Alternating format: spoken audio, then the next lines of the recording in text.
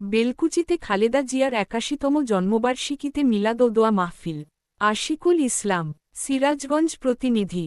সিরাজগঞ্জের বেলকুচি উপজেলার ৬ নং বড়ধুল ইউনিয়ন বিএনপির উদ্যোগে বিএনপির চেয়ারপারসন, সাবেক প্রধানমন্ত্রী ও আপসহীন দেশনেত্রী বেগম খালেদা জিয়ার ৮১তম জন্মবার্ষিকী উপলক্ষে মিলাদ ও দোয়া মাহফিল অনুষ্ঠিত হয়েছে। শুক্রবার ১৫ আগস্ট জুমার নামাজ শেষে বড়ধুল ইউনিয়নের ৮ নং ওয়ার্ডের বিলমহিষা কেন্দ্রীয় জামে মসজিদে এই মিলাদ ও দোয়া মাহফিল অনুষ্ঠিত হয়।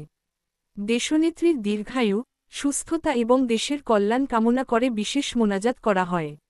দোয়া মাহফিলে অংশ নেন স্থানীয় মুসল্লি, বিএনপি ও সহযোগী সংগঠনের নেতাকর্মী, গণ্যমান্য ব্যক্তিবর্গসহ অসংখ্য সাধারণ মানুষ।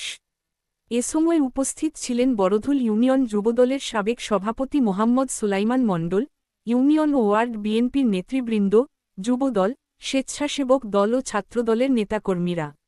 দোয়া মাহফিলে বিশেষ বক্তব্যে মোহাম্মদ সুলাইমান মণ্ডল বলেন, দেশনেত্রী বেগম খালেদা জিয়া শুধু একজন রাজনৈতিক নেতা নন, তিনি বাংলাদেশের গণতন্ত্র ও জনগণের অধিকার পুনরুদ্ধারের জন্য আজীবন সংগ্রাম করে গেছেন। তার অসীম সাহস ও ত্যাগ দেশের মানুষের জন্য এক প্রেরণার উৎস। আমরা বিশ্বাস করি, আল্লাহর অশেষ রহমতে তিনি সুস্থ হয়ে আবারও জনগণের আন্দোলনের নেতৃত্ব দেবেন। এছাড়াও আরও বলেন, বর্তমান রাজনৈতিক পরিস্থিতিতে গণতন্ত্র পুনঃপ্রতিষ্ঠায় দেশনেত্রীর অবদান স্মরণ করেন এবং তার নেতৃত্বে দেশে জনগণের অধিকার ফিরে আসবে বলে আশাবাদ ব্যক্ত করেন।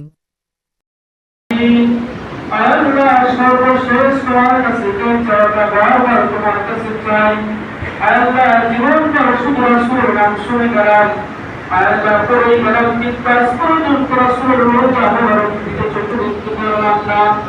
রব্বুল আলামিন জীবনের তিবার হলো তুমি আমাদের সকলকে রাসূলের রোজার পাশে গিয়ে সালাম দেওয়ার তৌফিক দান করো।